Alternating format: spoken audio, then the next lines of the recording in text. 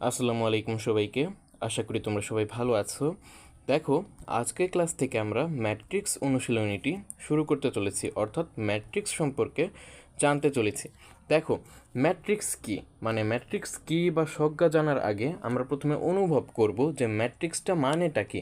Matrix কেন দরকার আমরা জেনেছি, মানে পূর্বের ক্লাসে জেনেছি, ঠিক আছে, অল্প স্বল্প, মানে বিস্তারিতই জেনেছি, কিন্তু আজকে একটু অন্যভাবে জানি। চলো দেখো, ধরো তোমার একটা দোকান আছে, তোমার বাবার দোকান, ঠিক আছে। এখন তোমার বাবার দোকানে 3 দিনে তোমার কোকাকোলা, আরসি, ঠিক আছে, স্প্রাইট বিক্রির হিসাব তোমাকে করতে হবে এখন, ঠিক আছে। মানে 3 দিনে তোমার বাবার দোকানে কোকাকোলা, আরসি, স্প্রাইট এগুলো বিক্রি হয়েছে।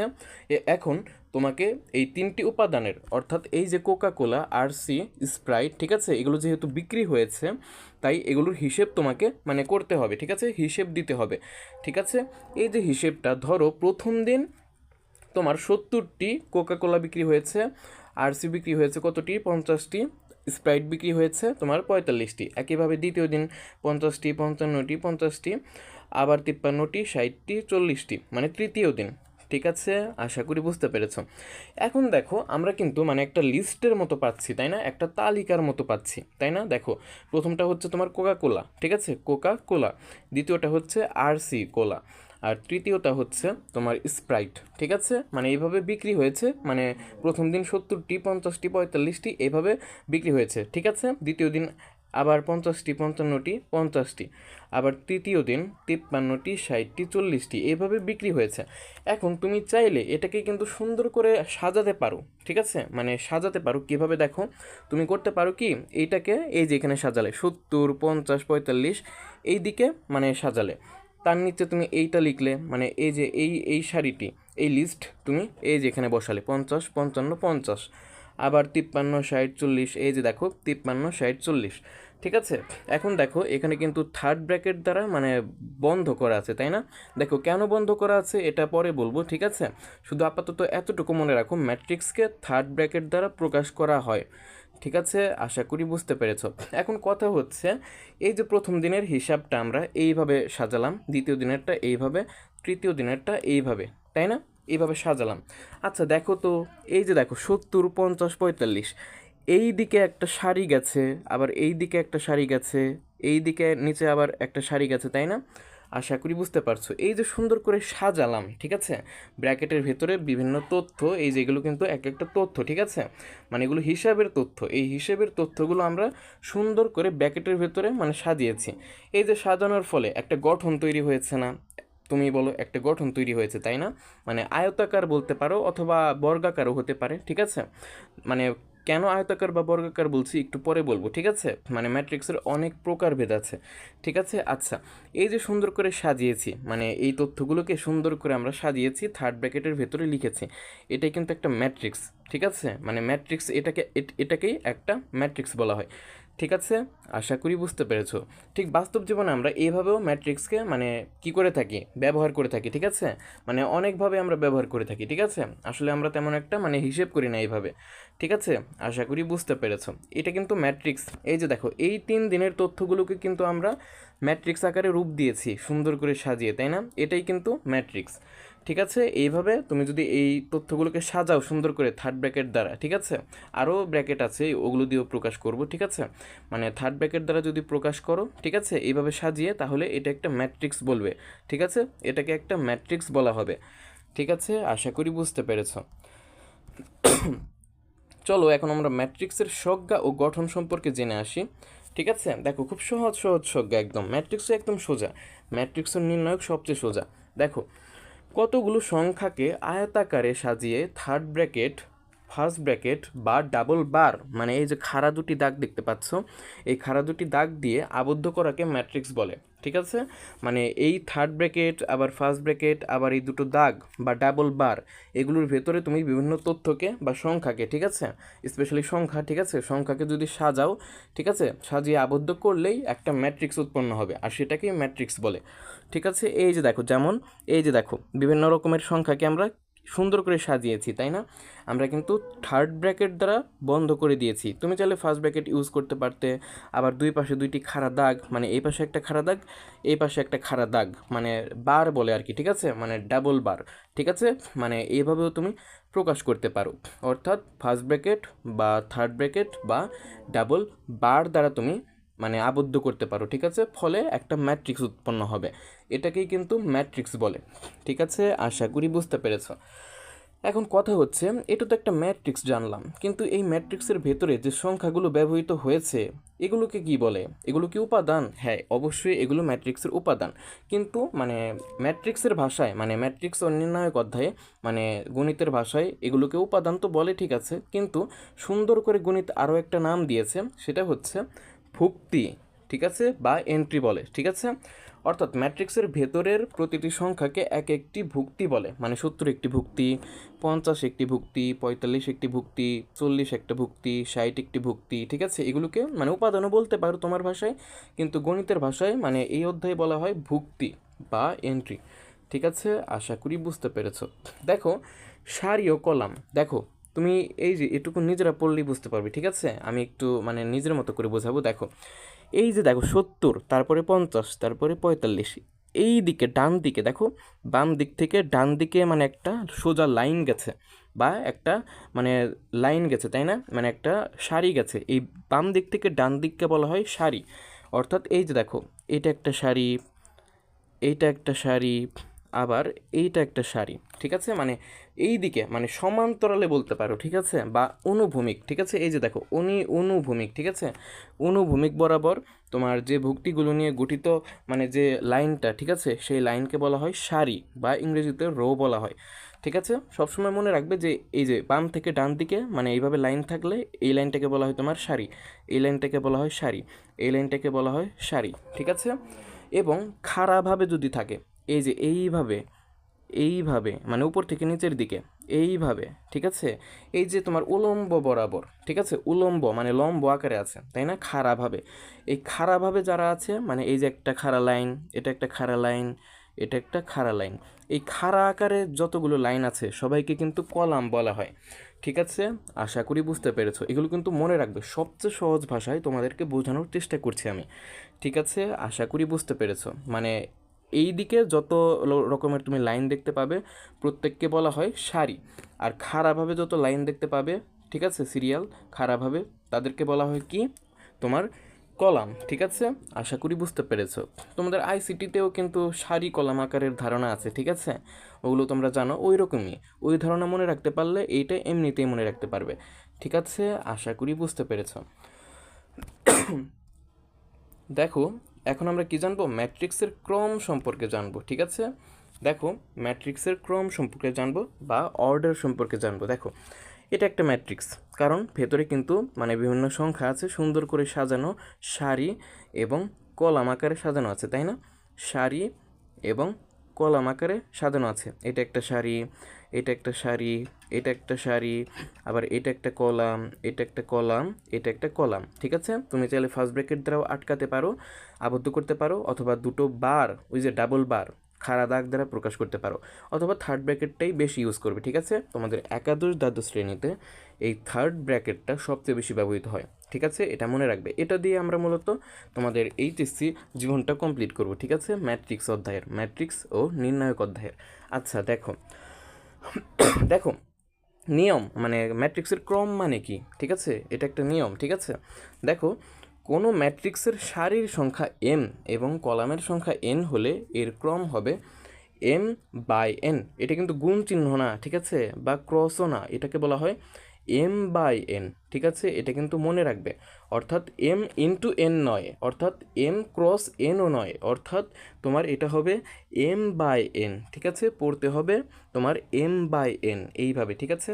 আচ্ছা, দেখো, আমরা একটু আগে সারি ও কলাম সম্পর্কে জেনেছি, অর্থাৎ এই অধ্যায়ে আমরা সারিকে কোনো একটা ম্যাট্রিক্সের ভেতরে মানে যে কোনো সারিকে আমরা m দ্বারা প্রকাশ করব, স্মল m, এবং যে কোনো কলামকে আমরা মানে সকল কলামকে আমরা স্মল m দ্বারা প্রকাশ করব, ঠিক আছে, আশা করি বুঝতে পেরেছ।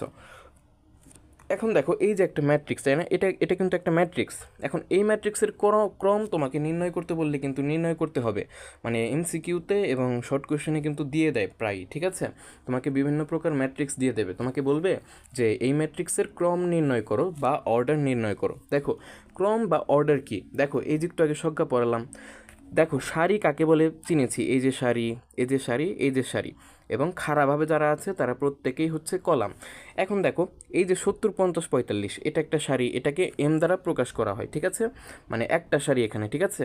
এটা হচ্ছে মানে এই তিনটি ভুক্তিকে মিলে মানে বলা হয় একটা সারি, ঠিক আছে। আবার এটা একটা সারি, দুইটা সারি, এই যে একটা সারি, তিনটা সারি, মোট তার মানে কয়টি সারি আছে এই ম্যাট্রিক্সকে, সরি, মোট কতটি সারি আছে এই ম্যাট্রিক্সে বলো তো।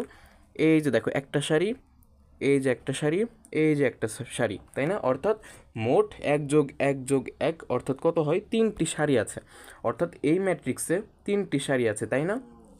এবং কলাম আছে কতটি বলো তো, কলামকে আমরা কী দ্বারা প্রকাশ করব, এন দ্বারা। দেখো এই যে দেখো এই যে একটা কলাম, এই যে একটা কলাম, এই যে একটা কলাম, তাই না। দেখো তো এন এর মান কত এখানে, একটা দুইটা তিনটা, অর্থাৎ এখানে এন এর মান হচ্ছে 3, আবার এম এর মানও 3, তাই না, সারিও 3টি, কলামও 3টি, তাই না। মানে তার মানে এটা কীরকম ম্যাট্রিক্স হবে, মানে এই ম্যাট্রিক্সের ক্রম কত হবে, এই ম্যাট্রিক্সের ক্রম হবে তোমার 3/3। এই যে দেখো, ঠিক আছে, এই যে এই ম্যাট্রিক্সের উদাহরণ কিন্তু এখানে দেওয়া আছে। দেখো এই ম্যাট্রিক্সের ক্রম হবে তোমার 3/3, নট 3×3, নট 3×3, ঠিক আছে। এটাকে পড়তে হবে তোমার 3/3, ঠিক আছে, এই যে লিখে দিয়েছি, মুখস্থ করে ফেলবে কিন্তু, সবচেয়ে সহজে বোঝাচ্ছি, ঠিক আছে। দেখো এখন কথা হচ্ছে আমরা ভবিষ্যতে জানবো, ঠিক আছে, নির্ণায়ক সম্পর্কে জানবো, ঠিক আছে। দেখো এই জিনিসটা মনে রাখো যে কোনো একটা ম্যাট্রিক্সের মানে ম্যাট্রিক্সের নিজস্ব কোনো নির্দিষ্ট মান নেই, ঠিক আছে, তোমার নির্দিষ্ট মান নেই, অবয়ব নেই, ঠিক আছে।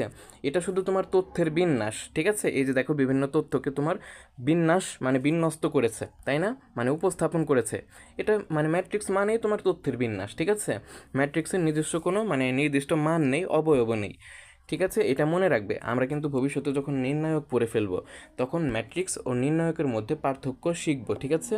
এগুলো কিন্তু চলে আসে এক্সামে, ঠিক আছে, এগুলো কিন্তু শর্ট কোয়েশ্চেন এবং বেসিক যেহেতু পড়াচ্ছি, ঠিক আছে, এগুলো অবশ্যই দরকার হবে, ঠিক আছে, তোমরা কিন্তু মনে রাখবে সবাই। দেখো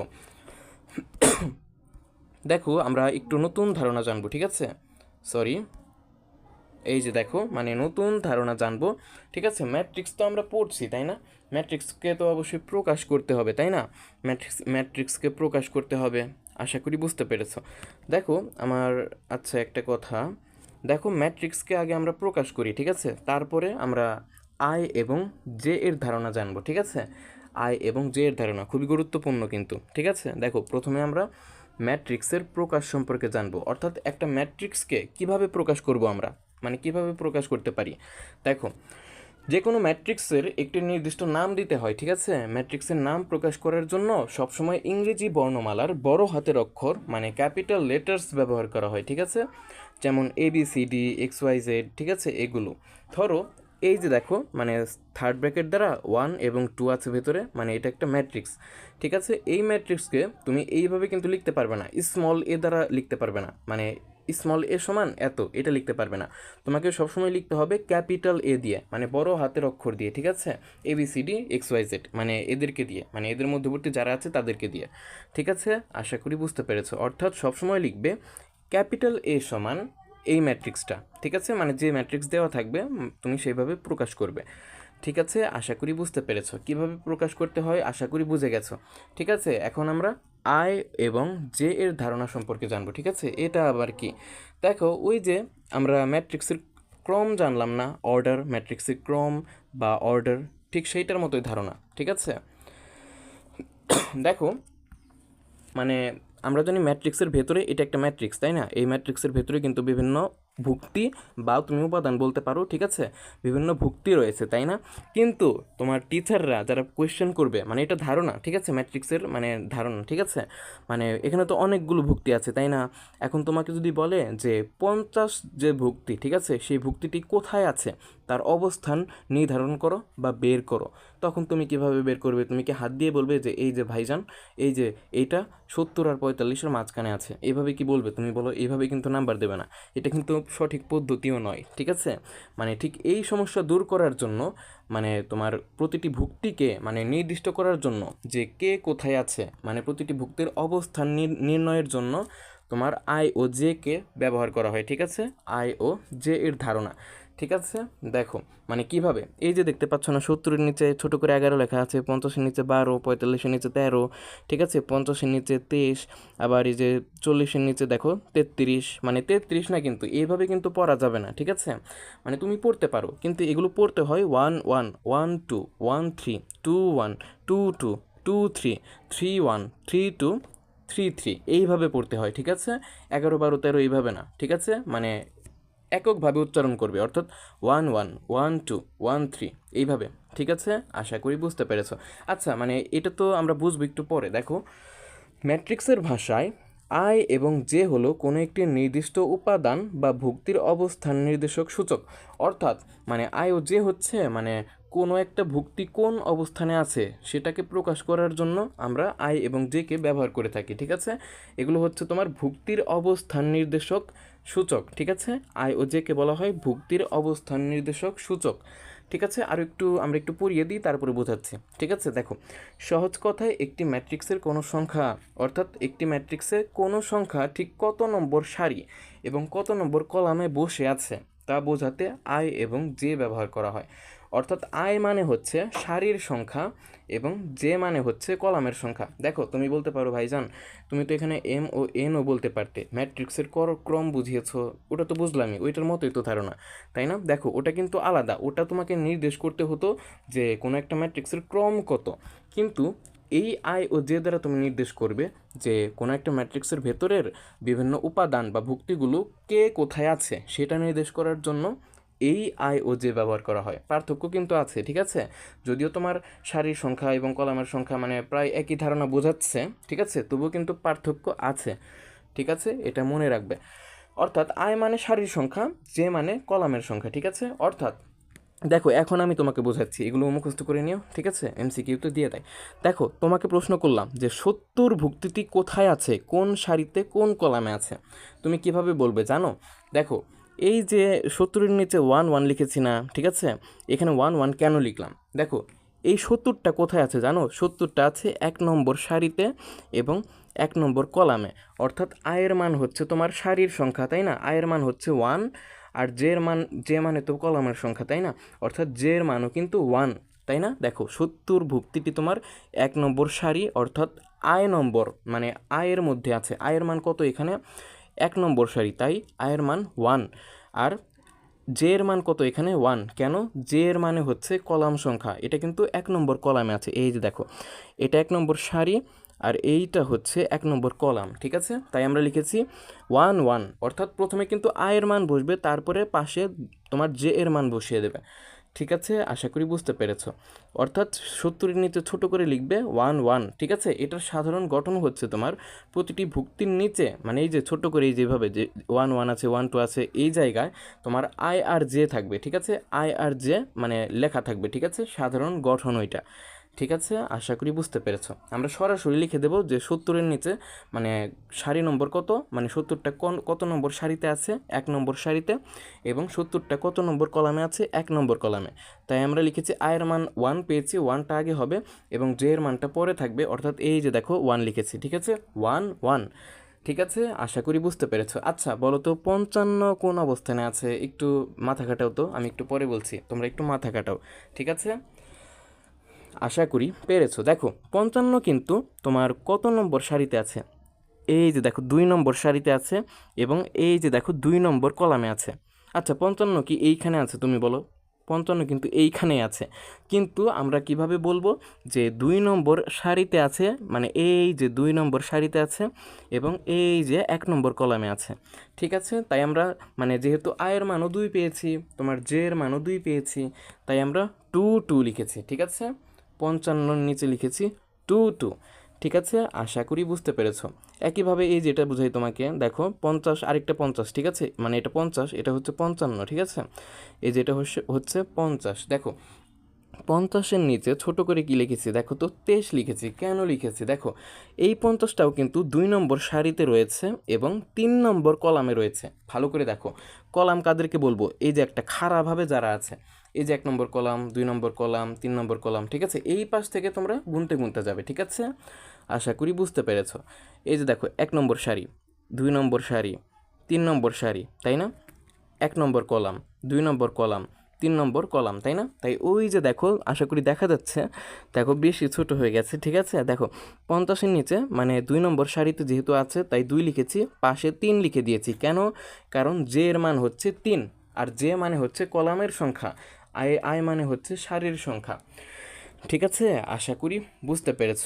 এভাবেই কিন্তু আমরা মানে বিভিন্ন ভুক্তিগুলোর অবস্থান বের করব। আশা করি এগুলো তোমরা এখন বের করতে পারবে, ঠিক আছে, মানে দেখবে কোনো একটা ভুক্তি মানে কত নম্বর সারিতে আছে, কত নম্বর কলামে আছে, সেইটা তোমরা মানে কত নম্বর, যত নম্বর সারিতে থাকবে সেই সংখ্যাটা তোমরা এই মানে ওই ভুক্তির নিচে ছোট করে লিখে দেবে এবং পাশে তোমার কলামের সংখ্যাটাও লিখে দেবে, ঠিক আছে, এই যে এইখানে যেভাবে লেখা আছে, ঠিক আছে, আশা করি বুঝতে পেরেছ। আই ও জে এর ধারণা আশা করি ক্লিয়ার হয়ে গেছে, ঠিক আছে, আর ম্যাট্রিক্সের প্রকাশ তো তোমরা বুঝেই গেলে, তাই না, আশা করি আর বোঝাতে হবে না। দেখো এখন আমরা ম্যাট্রিক্সের প্রকারভেদ সম্পর্কে জানবো, ঠিক আছে, তোমরা কিন্তু ভিডিওটা কন্টিনিউ করো, ঠিক আছে। ম্যাট্রিক্সের প্রকারভেদ, দেখো ম্যাট্রিক্সের প্রকারভেদ সম্পর্কে আমরা জানবো, মানে অনেক প্রকারের ম্যাট্রিক্স আছে, ঠিক আছে, তাদের বৈশিষ্ট্য সম্পর্কে আমাদেরকে জানতে হবে, ঠিক আছে। দেখো প্রথমে আমরা জানবো স্কোয়ার ম্যাট্রিক্স বা বর্গ ম্যাট্রিক্স, ঠিক আছে। দেখো যে ম্যাট্রিক্সের সারি ও কলামের সংখ্যা সমান হয়, অর্থাৎ এম ও এন এর মান সমান, তখন সেই ম্যাট্রিক্সকে বলা হয় বর্গ ম্যাট্রিক্স, ঠিক আছে। কিভাবে দেখো, এই যে একটা ম্যাট্রিক্স মানে আগের ম্যাট্রিক্সটাই, ঠিক আছে, দেখো আগের ম্যাট্রিক্স আর এটা কিন্তু মানে বর্গ ম্যাট্রিক্স, ঠিক আছে, মানে এই ম্যাট্রিক্সকে বর্গ ম্যাট্রিক্স বলা হয়। কেন? দেখো আমরা জানি তোমার সারিকে এম দ্বারা প্রকাশ করা হয়, মানে সারির সংখ্যা, ঠিক আছে, এবং তোমার কলাম সংখ্যাকে কী দ্বারা প্রকাশ করা হয়, এন দ্বারা, ঠিক আছে, এবং আই ও জে সম্পর্কে জেনেছি, তাই না। দেখো আই ও জে কিন্তু ওইটা আলাদা ধারণা, প্রায় এক, মানে তোমার আই ও জে দ্বারা বোঝায় যে কোনো একটা ভুক্তি কত নম্বর সারিতে এবং কত নম্বর কলামে আছে, তাই না, ওই ধারণা কিন্তু পার্থক্য আছে, ঠিক আছে, ওই ধারণার সঙ্গে এই এম ও এন এর ধারণার পার্থক্য আছে, ঠিক আছে, যদিও প্রায় এক মিলে যায়, ঠিক আছে, কিন্তু পার্থক্য আছে, ঠিক আছে, আশা করি মনে রাখবে। দেখো এই ম্যাট্রিক্সের, ঠিক আছে, সারি কতটি দেখো তো, মানে এম এর মান কত, এই যে একটা সারি, এই যে একটা সারি, এই যে একটা সারি, তাই না, অর্থাৎ 3টি সারি আছে। আবার এন এর মান কত, অর্থাৎ কলাম কতটি আছে দেখো তো, এই যে একটা কলাম, এই যে একটা কলাম, এই যে একটা কলাম, তাই না, অর্থাৎ দেখো কলাম সংখ্যাও কিন্তু 1 2 3, অর্থাৎ কলাম সংখ্যাও কিন্তু 3টি, অর্থাৎ দেখো এম এর মানও 3, আবার এন এর মানও 3, অর্থাৎ সারির সংখ্যা যত কলামের সংখ্যাও তত আছে, অর্থাৎ এটা কিন্তু একটা বর্গ ম্যাট্রিক্স, ঠিক আছে, আশা করি বুঝতে পেরেছো। দেখো এটাকে অন্যভাবেও মনে রাখা যায়, কীরকমভাবে দেখো, দেখো একটা ম্যাট্রিক্স কিন্তু দেখো 4টা বাহু আছে এখানে, তাই না, দেখো তো 1 বাহু, 2 বাহু, 3 বাহু, 4টি বাহু, তাই না, মানে 4টা বাহু আছে, ঠিক আছে, মানে 4টি বাহু আছে, ঠিক আছে, এখানে যেহেতু 4টি বাহু আছে এবং এই বাহুর পরিমাণ, এই বাহুর পরিমাণ, এই বাহুর পরিমাণ, এই বাহুর পরিমাণ সমান, তাই আমরা এটাকে বর্গ ম্যাট্রিক্স বলতে পারবো, ঠিক আছে। সমান কিভাবে বললাম, দেখো এই বাহুতে কিন্তু 3টি উপাদান আছে বা 3টি ভুক্তি আছে, ঠিক আছে, আবার এই কলামেও কিন্তু মানে বাহু বলতে পারো আপাতত, ঠিক আছে, দেখো এই বাহুতে কিন্তু 3টি ভুক্তি আছে বা 3টি উপাদান আছে, আবার এই বাহুতেও কিন্তু 3টি ভুক্তি বা উপাদান আছে, আবার এই বাহুতেও কিন্তু 3টি ভুক্তি বা উপাদান আছে, এইভাবেও মনে রাখতে পারো, ঠিক আছে, আমি ছোটোবেলায় এইভাবে মনে রাখতাম, ঠিক আছে, আশা করি মনে রাখবে। কিন্তু এই সংজ্ঞাটা মুখস্থ করা সবচেয়ে ভালো, ঠিক আছে, মানে চালাকি তো অবশ্যই করবে, পড়ালেখায় একটু চালাকি না হলে কি চলে বলো, অর্থাৎ মানে চালাকি তো করবেই, মানে মনে তো রাখবেই, কিন্তু সংজ্ঞাটা মুখস্থ করে নেবে, ঠিক আছে, আশা করি বুঝতে পেরেছো। দেখো সারি ম্যাট্রিক্স বা রো ম্যাট্রিক্স এটা কাকে বলে, সহজ সহজ সংজ্ঞা, দেখো যে ম্যাট্রিক্সের মাত্র একটি সারি থাকে তাকে তোমার সারি ম্যাট্রিক্স বলে, ঠিক আছে। দেখো এই যে একটা ম্যাট্রিক্স, এখানে কিন্তু তোমার একটা সারি আছে, ঠিক আছে, একটা সারি কিন্তু এই যে দেখো একদম মানে আনুভূমিক বরাবর শুধু একটা সারি গেছে, তাই না, তাই না? এটা কিন্তু একটা সারি আছে, দেখো এখানে ছিল 3টা সারি, কিন্তু এখানে একটা সারি, তাই এই ধরনের একক সারিযুক্ত ম্যাট্রিক্সকে আমরা কি বলবো? তোমার সারি ম্যাট্রিক্স। ঠিক আছে, আশা করি বুঝতে পেরেছ। আবার কলাম ম্যাট্রিক্স কাকে বলে? যে ম্যাট্রিক্সের মাত্র একটি কলাম থাকে তাকে কলাম ম্যাট্রিক্স বলে। ঠিক আছে, এই যে দেখো এখানে কিন্তু তোমার একটি কলামই আছে। ঠিক আছে, দেখো খাড়াভাবে আছে একটি কলাম। ঠিক আছে, অর্থাৎ একক কলামযুক্ত ম্যাট্রিক্সকে তোমার কলাম ম্যাট্রিক্স বলে। ঠিক আছে, আশা করি বুঝতে পেরেছো। এগুলো কিন্তু মনে রাখবে, এগুলো কিন্তু অনেক কাজে আসবে। ঠিক আছে, আচ্ছা দেখো এখন আমরা ম্যাট্রিক্সের তারপরের যে প্রকারভেদগুলো আছে সেগুলো সম্পর্কে জানবো। ঠিক আছে, দেখো মুখ্য কর্ণ বা প্রিন্সিপাল ডায়াগোনাল। ঠিক আছে, প্রিন্সিপাল ডায়াগোনাল। দেখো কোনো বর্গ ম্যাট্রিক্সের যে ভুক্তিগুলোতে সারি ও কলাম নম্বর সমান, দেখো এবার কিন্তু আই ও জে এর ধারণা এখানে আসছে, তাই না? অর্থাৎ এই যে দেখো যে মানে কোনো বর্গ ম্যাট্রিক্সের যে ভুক্তিগুলোতে সারি ও কলাম নম্বর সমান, অর্থাৎ আই ও জে এর মান পরস্পর সমান, সেই বরাবর বিস্তৃত কর্ণকে মুখ্য কর্ণ বলে। অর্থাৎ একম সারি ও একম কলামের সাধারণ ভুক্তি হবে A11। ঠিক আছে, মানে A11 থেকে শুরু হওয়া কর্ণটা।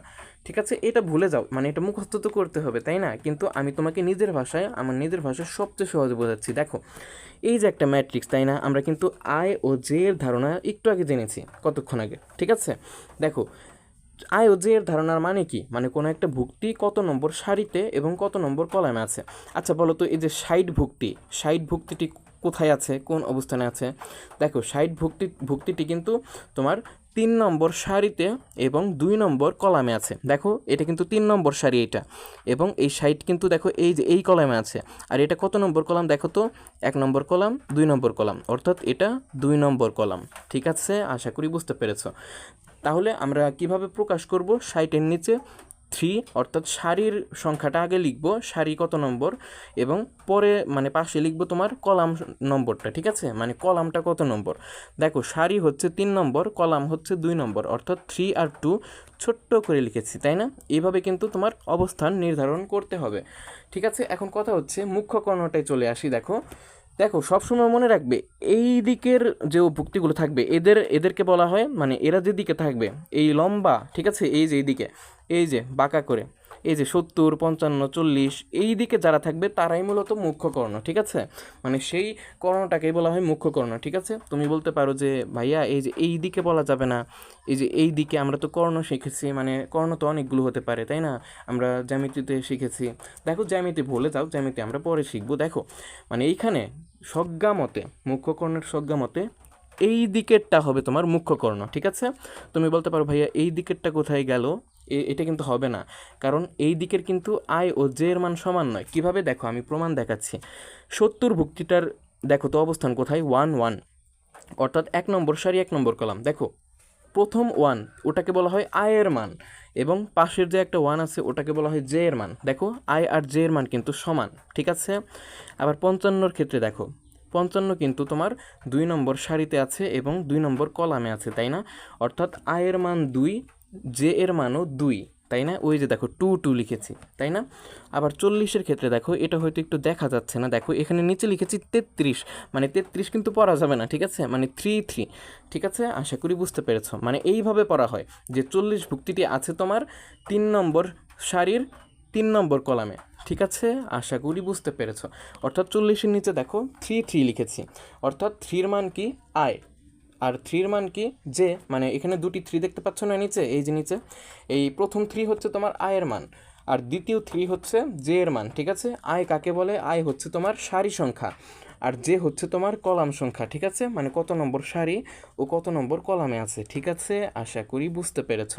ঠিক আছে, এম ও এন এবং আই ও জে এদের ধারণা কিন্তু গুলিয়ে ফেলো না। ঠিক আছে, এগুলো কিন্তু খুবই মজার মজার ধারণা। ঠিক আছে, আশা করি মুখ্য কর্ণ তোমরা বুঝতে পেরেছো। মানে সবসময় সহজভাবে মনে রাখবে, সজ্ঞাত অবশ্যই মনে রাখবে। ঠিক আছে, মূল কথা এই দিকের কর্ণটাই হবে তোমার মুখ্য কর্ণ। ঠিক আছে, এই দিকের কর্ণ নয়। আর তুমি হিসেব করলেও বুঝতে পারবে যে কার ক্রম না, কার অবস্থান মানে আই ও জে এর মান সমান, মানে কার অবস্থানে মানে প্রতিটি ভুক্তির অবস্থানে যদি আই ও জে এর মান সমান হয় তাহলেই সেই দিক বরাবর যে মানে যে কর্ণটা গেছে, ঠিক আছে, সেই দিকের কর্ণটাই হবে তোমার মুখ্য কর্ণ, ঠিক আছে। এই যে দেখো, অর্থাৎ একমসারি ও একমকলমের সাধারণ ভুক্তি A11 থেকে শুরু হওয়া কর্ণ। এই যে দেখো 70 ভুক্তিটি যেখানে আছে এটা কিন্তু এ মানে 7011, মানে এ কেন বলেছি, মানে আমরা ধ্রুবক বসিয়ে দিয়েছি কারণ ভুক্তিগুলো পরিবর্তন হতে পারে, মানে সবসময় যে একই ভুক্তি বসাতে পারবে তা নয়, অন্যরকম অনেক ভুক্তি বসাতে পারবে, অনেক সংখ্যা বসাতে পারবে, ঠিক আছে। আচ্ছা, অর্থাৎ দেখো 7011 এইটা কিন্তু এই দিকে গেছে, তাই না, অর্থাৎ এই দিকের কর্ণটাই হবে তোমার মুখ্য কর্ণ বা প্রিন্সিপাল ডায়াগোনাল, ঠিক আছে। আশা করি বুঝতে পেরেছ। দেখো ম্যাট্রিক্সের ট্রেস অফ এ ম্যাট্রিক্স এটা সহজ ধারণা, ঠিক আছে। মানে আরেকটা কথা, এই মুখ্য কর্ণ কিন্তু বর্গ ম্যাট্রিক্সেই থাকবে। দেখো কোনো বর্গ ম্যাট্রিক্সের, ঠিক আছে, এখানে বলে দিয়েছে বর্গ ম্যাট্রিক্সের ভেতরেই কিন্তু মুখ্য কর্ণটা থাকবে, ঠিক আছে, মানে সংজ্ঞায় আছে। আশা করি বুঝতে পেরেছো। আরও যদি নতুন ধারণা থাকে আমরা জানবো, ঠিক আছে। আপাতত জেনে রাখো বর্গ ম্যাট্রিক্সের ভেতরেই মুখ্য কর্ণ থাকে, ঠিক আছে। আরও নতুন ধারণা আসলে আমরা আরও জানবো, ঠিক আছে। আচ্ছা, ম্যাট্রিক্সের ট্রেসের ক্ষেত্রেও কিন্তু বর্গ ম্যাট্রিক্সের ধারণা আসবে, ঠিক আছে। দেখো বর্গ ম্যাট্রিক্সের মুখ্য কর্ণের ভুক্তিগুলোর সমষ্টিকে ম্যাট্রিক্সের ট্রেস বলে।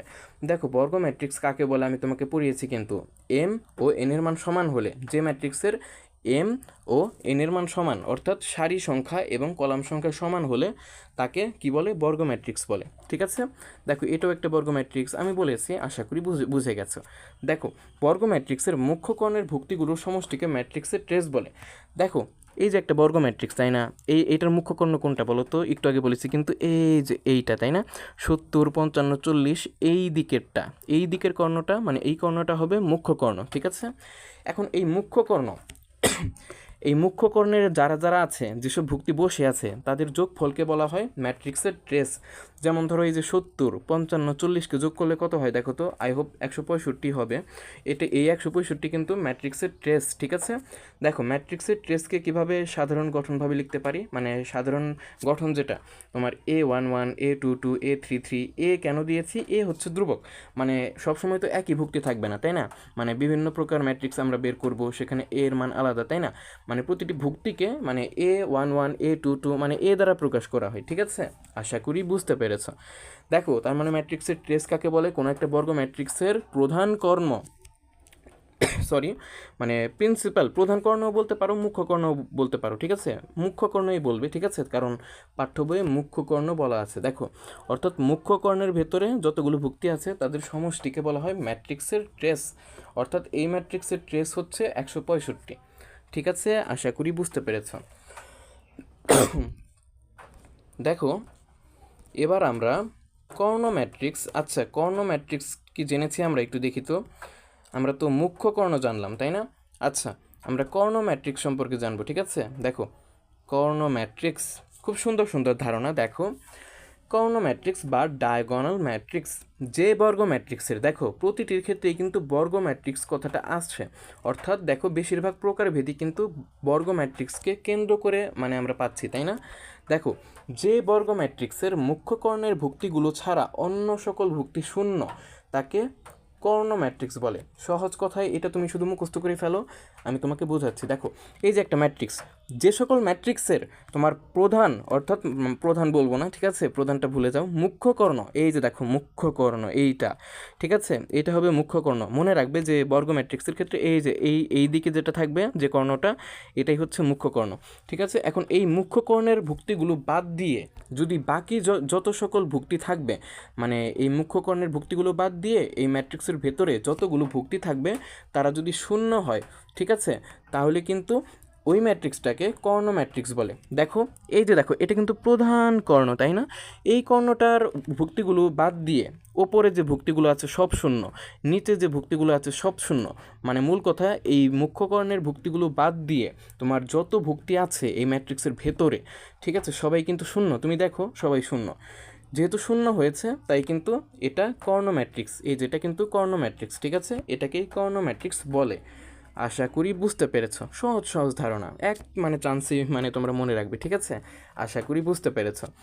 ঠিক আছে, শর্তগুলো কিন্তু মনে রাখবে, সংজ্ঞায় কিন্তু অনেক শর্ত আছে, মুখ্য কর্ণের ভুক্তিগুলো বাদ দিয়ে কিন্তু এই ভুক্তিগুলো যেমন হয়, এই ভুক্তিগুলো তোমার শূন্য হওয়া যাবে না। ঠিক আছে, এই ভুক্তিগুলো বাদ দিয়ে বাকি ভুক্তিগুলো যদি শূন্য হয়, ঠিক আছে, তাহলে এই ম্যাট্রিক্সকে বা সেই সকল ম্যাট্রিক্সকে তোমার কি বলে, কর্ণ ম্যাট্রিক্স বা ডায়াগোনাল ম্যাট্রিক্স। ঠিক আছে, আশা করি বুঝতে পেরেছ। স্কেলার ম্যাট্রিক্স, দেখো যে যে কর্ণ ম্যাট্রিক্সের, এবার কিন্তু আবার এইটা দিয়ে আমরা স্কেলার ম্যাট্রিক্সকে সংজ্ঞায়িত করব। দেখো একটু আগে আমরা কর্ণ ম্যাট্রিক্সকে বর্গ ম্যাট্রিক্স দ্বারা সংজ্ঞায়িত করেছিলাম, তাই না? আচ্ছা, ওটা আশা করি বুঝে গেছো। দেখো, যে কর্ণ ম্যাট্রিক্সের মুখ্য কর্ণের সকল ভুক্তি সমান বা একই সংখ্যা হয় তাকে স্কেলার ম্যাট্রিক্স বলে। এখানে কিন্তু একটা ছোট একটা চালাকি আছে। ঠিক আছে, দেখো এই ম্যাট্রিক্স স্কেলার ম্যাট্রিক্সকে কিন্তু অবশ্যই কর্ণ ম্যাট্রিক্স হতে হবে। ঠিক আছে, তোমার বাকি মুখ্য কর্ণের ভুক্তিগুলো সমান হতে হবে একে অপরের। ঠিক আছে, একই রকম দেখতে হতে হবে এবং বাকি ভুক্তিগুলো কিন্তু অবশ্যই শূন্য হতে হবে। ঠিক আছে, এটা কিন্তু মনে রাখবে। ঠিক আছে, আশা করি বুঝতে পেরেছো। দেখো এটা তো এই যে এটা তো ধ্রুবক দিয়ে বুঝিয়েছি, এ দিয়ে বুঝিয়েছি। দেখো মুখ্য কর্ণে কারা কারা আছে, 3টি এ আছে, অর্থাৎ 3টি ভুক্তি আছে যারা একে অপরের সমান বা একই জাতীয়, তাই না? এবং বাকি ভুক্তিগুলো কিন্তু শূন্য, অর্থাৎ স্কেলার ম্যাট্রিক্সকে একই সঙ্গে তোমার কর্ণ ম্যাট্রিক্সও হতে হবে। আবার প্রধান মুখ্য অর্থাৎ মুখ্য প্রধান বলে ফেলছি। ঠিক আছে, স্কেলার ম্যাট্রিক্সকে স্কেলার ম্যাট্রিক্সকে একই সঙ্গে তোমার কর্ণ ম্যাট্রিক্সও হতে হবে এবং মুখ্য কর্ণের প্রতিটি ভুক্তিকে একই জাতীয় হতে হবে, অর্থাৎ সমান হতে হবে। তাহলেই সেই ম্যাট্রিক্সকে আমরা স্কেলার ম্যাট্রিক্স বলবো। ঠিক আছে, আশা করি বুঝতে পারছো। এই যে দেখো সংখ্যা দিয়ে বোঝাই 2 2 2। দেখো এইদিকে মুখ্য কর্ণ, তার কি মুখ্য কর্ণের প্রতিটি ভুক্তি কি 2 2 2, একই জাতীয়, তাই না? এবং বাকি ভুক্তিগুলো কিন্তু শূন্য। দেখো উপরের ভুক্তিগুলো শূন্য, নিচের ভুক্তিগুলো শূন্য, অর্থাৎ এটা একই সঙ্গে একটা কর্ণ ম্যাট্রিক্স প্লাস স্কেলার ম্যাট্রিক্স। কেন? কারণ মুখ্য কর্ণের ভুক্তিগুলো সমান। ঠিক আছে, আশা করি বুঝতে পেরেছ। সব শর্তই কিন্তু মানতে হবে, না হলে কিন্তু সংজ্ঞায়িত করতে পারবে না। ঠিক আছে, আশা করি বুঝতে পেরেছ। দেখো এখন আমরা কি জানবো, দেখো এখন আমরা অভেদক বা একক ম্যাট্রিক্স বা ইংরেজিতে বলা হয় ইউনিট ম্যাট্রিক্স বা আইডেন্টিটি ম্যাট্রিক্স বলা হয়। ঠিক আছে, দেখো খুব সুন্দর সুন্দর প্রশ্ন, প্রশ্ন নয় ধারণা। ঠিক আছে, মৌলিক জ্ঞান। যে স্কেলার ম্যাট্রিক্সের মুখ্য কর্ণের ভুক্তিগুলো 1 এবং অবশিষ্ট সকল ভুক্তি 0 তাকে অভেদক ম্যাট্রিক্স বলে। একে সাধারণত আয় দ্বারা প্রকাশ করা হয়, অর্থাৎ এই যে দেখো আয়টা আমি এখানে দাড়ির মতো লিখেছি, এটা কিন্তু ইটালিক অক্ষরে হবে, বাঁকা করে আয়। ঠিক আছে, পাঠ্য বই আছে, বাঁকা করে লিখতে হবে আয়টাকে। অর্থাৎ অভেদক ম্যাট্রিক্সকে বা একক ম্যাট্রিক্সকে তোমার কী দ্বারা প্রকাশ করা হয়, তোমার আয় দ্বারা প্রকাশ করা হয়। ঠিক আছে, আচ্ছা আমি একটু বুঝিয়ে দিই। ঠিক আছে, এটা তো সংজ্ঞা পড়ালাম তোমাকে। ঠিক আছে, আশা করি বুঝতে পেরেছো। আচ্ছা সংজ্ঞাটা আরেকবার পুড়িয়ে দিই। দেখো মুখস্থ তো করতে হবে, তাই বারবার পুড়িয়ে দিচ্ছি। দেখো যে স্কেলার ম্যাট্রিক্সের অর্থাৎ যে স্কেলার ম্যাট্রিক্সের মুখ্য কর্ণের ভুক্তিগুলো 1 এবং অবশিষ্ট সকল ভুক্তি 0 তাকে অভেদক ম্যাট্রিক্স বলে। ঠিক আছে, যাকে সাধারণত আয় দ্বারা প্রকাশ করা হয়। ঠিক আছে, দেখো মূল কথা এই সংজ্ঞাটা তোমরা নিজেরা মুখস্থ করে নেবে। ঠিক আছে, আমি বুঝিয়ে দিচ্ছি। দেখো একটা ম্যাট্রিক্স যেটাকে হতে হবে অবশ্যই স্কেলার ম্যাট্রিক্স। ঠিক আছে, স্কেলার ম্যাট্রিক্স কাকে বলে? দেখো স্কেলার ম্যাট্রিক্স একটু আগে বললাম না যে মুখ্য কর্ণের প্রতিটি ভুক্তি বা উপাদানকে সমান হতে হবে এবং বাকি ভুক্তিগুলো যারা থাকবে তাদেরকে শূন্য হতে হবে, তাহলে তাকে কি বলা হয়, স্কেলার ম্যাট্রিক্স। ঠিক আছে, আশা করি বুঝতে পেরেছ। দেখো এগুলো কিন্তু মনে রাখবে, আগের ধারণাগুলোর উপর কিন্তু এই ধারণাগুলো নির্ভর করছে, তাই না? অবশ্যই সেগুলো ভুললে চলবে না, মনে রাখতে হবে। দেখো মুখ্য কর্ণটা অবশ্যই একে অপরের সমান হতে হবে, কিন্তু এখানে কিন্তু একমাত্র 1ই হতে হবে।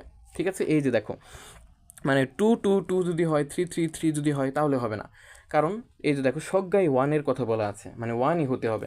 অর্থাৎ এই ম্যাট্রিক্সের স্কেলার ম্যাট্রিক্সে স্কেলার ম্যাট্রিক্স হতে হবে একটা স্কেলার ম্যাট্রিক্সের যদি মুখ্য কর্ণের ভুক্তিগুলো শুধু 1 হয়, ঠিক আছে, এবং বাকি ভুক্তিগুলো যদি 0 হয়, তখন তাকে অভেদক ম্যাট্রিক্স বা একক ম্যাট্রিক্স বলা হয়। ঠিক আছে, আশা করি বুঝতে পেরেছো। অর্থাৎ এই মুখ্য কর্ণের সকল উপাদান বা ভুক্তি শুধুমাত্র একই হতে হবে, 1, অনলি 1। যদি 2 হয়ে যায়, 3 হয়ে যায়, 3 3 যদি মিলেও, তাও কিন্তু হবে না, সর্বনাশ। ঠিক আছে, শুধু 1 হতে হবে, 1 1 1। ঠিক আছে, আর কোনো কিছু হওয়া যাবে না। ঠিক আছে, আর বাকিগুলো তো শূন্যই হতে হবে। ঠিক আছে, আশা করি বুঝতে পেরেছ। শূন্য ম্যাট্রিক্স এটা তোমরা নিজেরাই পারবে, ঠিক আছে। দেখো, যে ম্যাট্রিক্সের সকল ভুক্তি শূন্য তাকে শূন্য ম্যাট্রিক্স বলে। অর্থাৎ কোনো একটা ম্যাট্রিক্সের সকল ভুক্তি যদি শূন্য হয়, 0 0 0, ঠিক আছে, তাহলে সেই ম্যাট্রিক্সকে কি বলে জানো? শূন্য ম্যাট্রিক্স বা নাল অর জিরো ম্যাট্রিক্স। ঠিক আছে, আশা করি বুঝতে পেরেছো। আমি কি খুব দ্রুত বলছি? আচ্ছা, মানে আস্তে বলার চেষ্টা করছি, ঠিক আছে। দেখো, এখন আমরা কি জানবো দেখো তো, এখন আমরা নতুন কিছু জানবো, মানে ম্যাট্রিক্সের প্রকারভেদই, ঠিক আছে। দেখো, ত্রিভুজাকার ম্যাট্রিক্স বা ট্রিয়াঙ্গল ম্যাট্রিক্স, ট্রিয়াঙ্গুলার, ঠিক আছে, মানে ট্রায়াঙ্গুলার, ঠিক আছে, ট্রিয়াঙ্গুলার ম্যাট্রিক্স বা ত্রিভুজাকার ম্যাট্রিক্স, ঠিক আছে, মানে মজা করার জন্য এইভাবে উচ্চারণ করছি, ঠিক আছে। আচ্ছা, বাদ দাও। দেখো, যে বর্গ ম্যাট্রিক্সের প্রধান কর্ণের নিচের অথবা উপরের ভুক্তিগুলো শূন্য তাকে ত্রিভুজাকার ম্যাট্রিক্স বলে। এটি দুই প্রকার, ঊর্ধ্ব ত্রিভুজাকার ম্যাট্রিক্স আর একটা নিম্ন ত্রিভুজাকার ম্যাট্রিক্স, ঠিক আছে।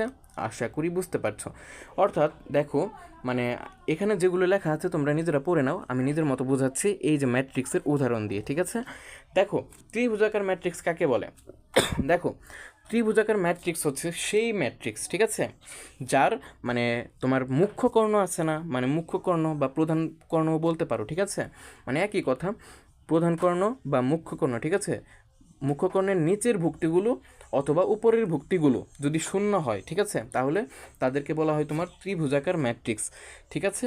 এই ত্রিভুজাকার ম্যাট্রিক্স কিন্তু দুই প্রকার, দেখো, ঊর্ধ্ব ত্রিভুজাকার ম্যাট্রিক্স, নিম্ন ত্রিভুজাকার ম্যাট্রিক্স, ঠিক আছে। ঊর্ধ্ব ত্রিভুজাকার ম্যাট্রিক্স হলো তারা যাদের মুখ্য কর্ণের নিচের উপাদানগুলো তোমার শূন্য এবং বাকি উপাদানগুলো অবশ্যই কোনো না কোনো কিছু হবে, যেমন 2 3 সংখ্যা হবে, ঠিক আছে। কিন্তু সংজ্ঞা হচ্ছে তোমার প্রধান কর্ণের বা মুখ্য কর্ণের নিচের ভুক্তিগুলো শূন্য হতে হবে, সকল ভুক্তি, ঠিক আছে।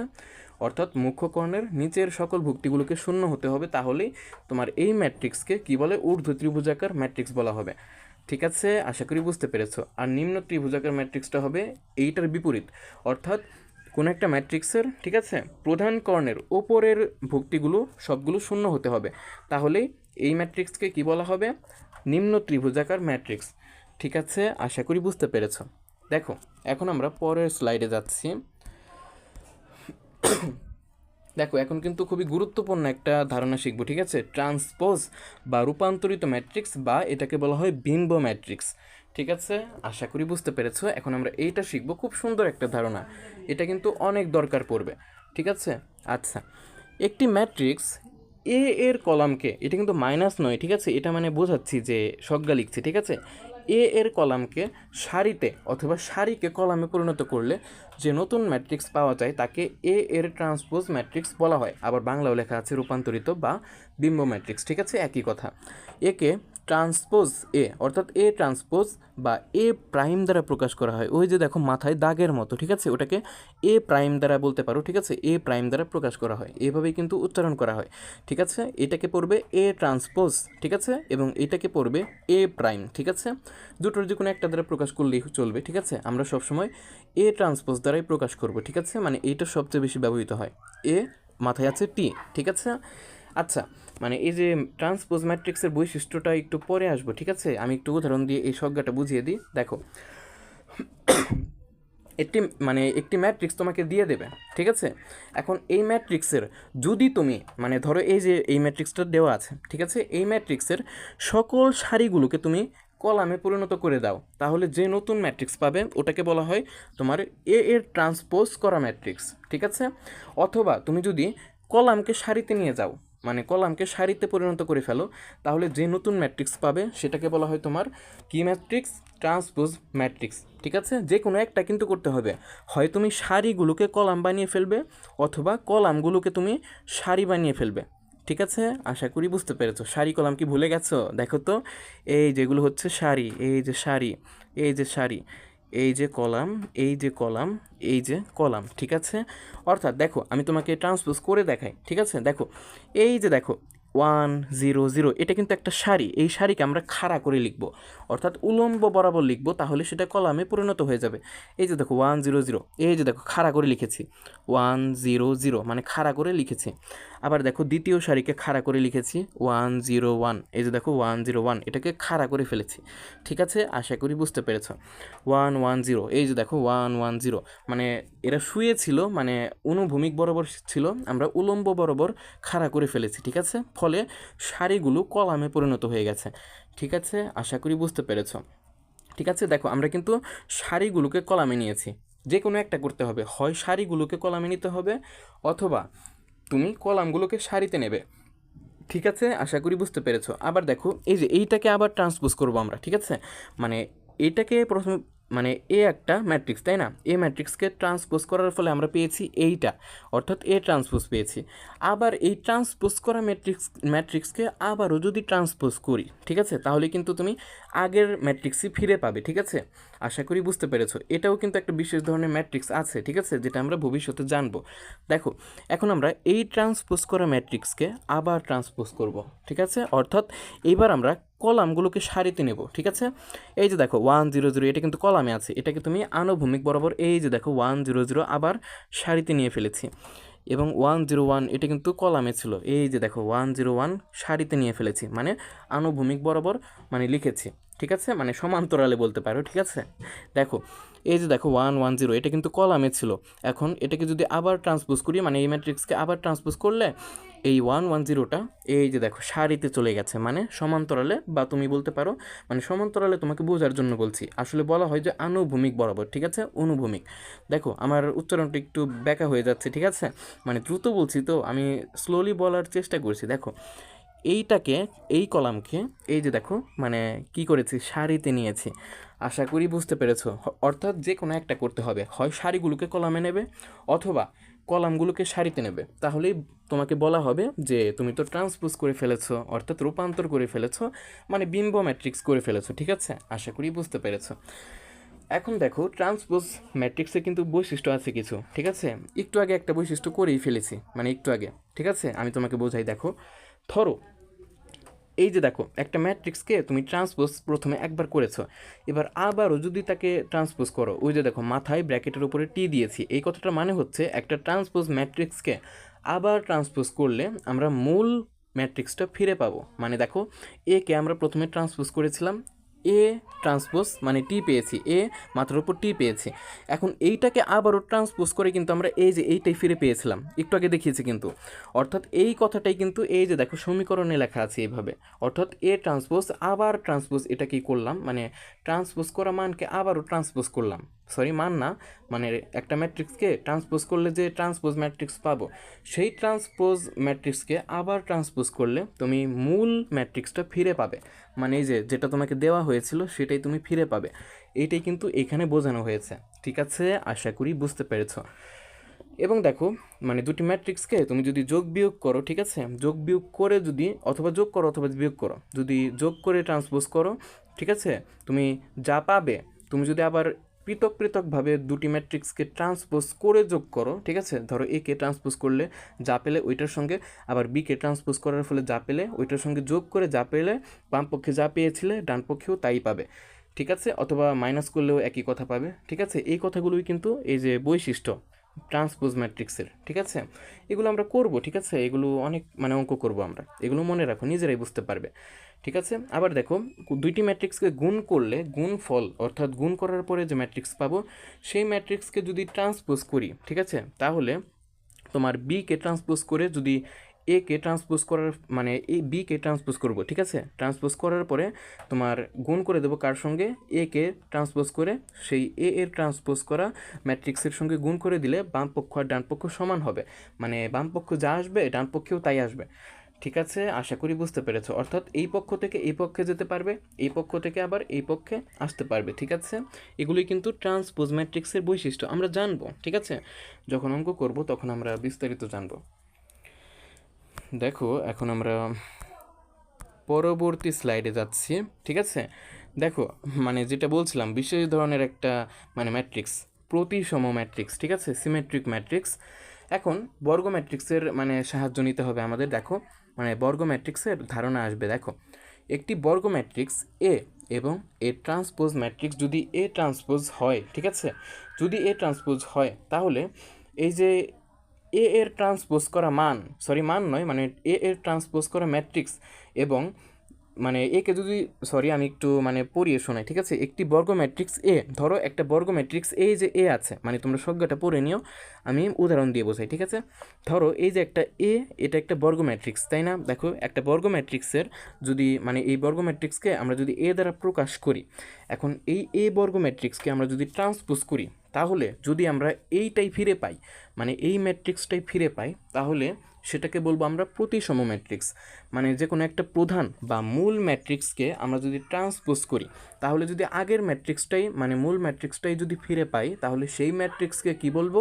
প্রতিসম ম্যাট্রিক্স বা সিমেট্রিক ম্যাট্রিক্স। এই কথাটি কিন্তু এই যে দেখো এখানে বলে দেওয়া আছে, ঠিক আছে? এই যে এ ট্রান্সপোজ সমান এ হবে, ঠিক আছে? অর্থাৎ আমরা যদি একটা প্রধান বা মূল ম্যাট্রিক্স এ কে ট্রান্সপোজ করি, তাহলে আমরা এ কেই ফিরে পাবো, ঠিক আছে? মানে এ এর ট্রান্সপোজ করা ম্যাট্রিক্স যদি এই ম্যাট্রিক্সের সমান হয়, তাহলে এই ম্যাট্রিক্সকে আমরা কি বলবো? প্রতিসম ম্যাট্রিক্স, ঠিক আছে? আশা করি বুঝতে পেরেছ। দেখো এই ম্যাট্রিক্সকে মানে তুমি ট্রান্সপোজ করো, মানে হয় সারিগুলোকে, সারি বলছিলাম, ঠিক আছে? দেখো এই সারি ম্যাট্রিক্স, মানে এই সারিগুলোকে যদি তুমি কলামে নাও অথবা কলামগুলোকে সারিতে আনো, তাহলে ট্রান্সপোজ হয়ে যাবে। যে কোনো একটা কিন্তু করতে হবে, ঠিক আছে? দেখো চলো আমরা যে কোনো একটা করি, আমরা কলামগুলোকে সারিতে নেই। দেখো এই যে 1 2 3 এটা কলাম, এটাকে মানে তোমার সমান্তরালে বা মানে তোমার ভাষায় সমান্তরালে, কিন্তু গণিতের ভাষায় মানে আনুভূমিক বরাবর লিখে দাও, ঠিক আছে? মানে আনুভূমিক বরাবর লিখে দাও। এই যে দেখো খাড়া ছিল, এই দিকে পাতিলা, মানে বাঙালিরা কি বলে পাতিলা করে দেয়, তাই না? মানে আনুভূমিক বরাবর, ঠিক আছে? এইভাবে লিখে দেবে।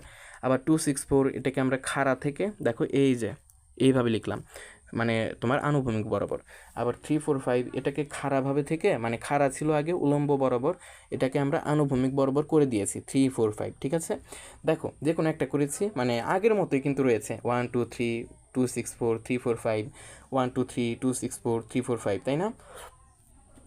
দেখো ট্রান্সপোজ করার ফলে মানে আগেরটাই পেয়েছি, মানে আগের প্রধান বা মূল ম্যাট্রিক্স এ ছিল, এর ভেতরে মানে এ ম্যাট্রিক্সের ভেতরে যা ছিল, এই ট্রান্সপোজ করা ম্যাট্রিক্সের ভেতরেও তাই আছে।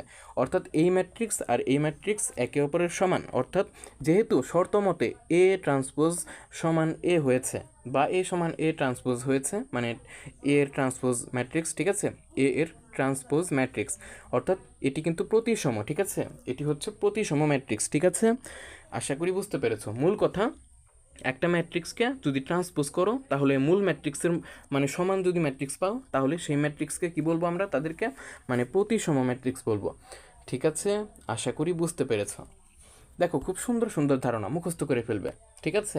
আচ্ছা দেখো, আশা করি মানে আজকের ক্লাসটা শেষ হয়ে গেছে, ঠিক আছে? মানে আজকের ক্লাসটা আমরা এখানেই শেষ করতে চলেছি। আরও কিন্তু প্রকারভেদ আছে, ঠিক আছে? মানে আজকের মতো আমরা এখানেই শেষ করব, কারণ ভিডিওটি প্রায় 50 মিনিটের মতো হয়ে গেছে, ঠিক আছে? মানে 1 ঘন্টার বেশি যেতে চাইছিলাম না। যাই হোক, আজকের ক্লাসটি এখানে আমরা শেষ করব, ঠিক আছে? আশা করি তোমাদের অনেক ভালো লেগেছে আজকের ক্লাসটি, ঠিক আছে? তোমরা কিন্তু শেয়ার করে দেবে, পুরো বাংলাদেশে ছড়িয়ে দেবে, ঠিক আছে? আশা করি বুঝতে পারছো। আসসালামু আলাইকুম সবাইকে।